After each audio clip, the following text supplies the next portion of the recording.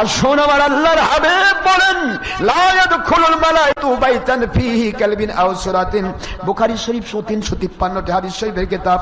দুনিয়ার মানুষেরা যতই আল্লাহর রহমত পেতে চাও, বরকত পেতে চাও, শান্তি পেতে চাও, তো এই ঘরের ভিতরে রহমত ঢুকবে না, রহমতের ফেরেশতা নাজিল হবে না।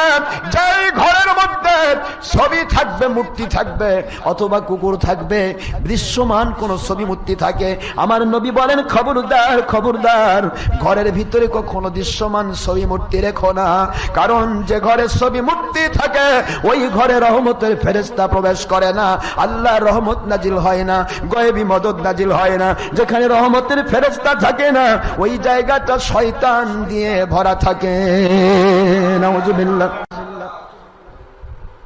পরবর্তী হাদিস, বৈস্তুরি কাসরিল মাজামিরি ওয়াল আসনাম, এটাও বুখারী 353টি হাদিস।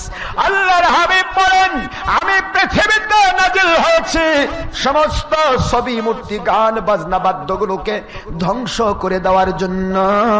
সুবহানাল্লাহ।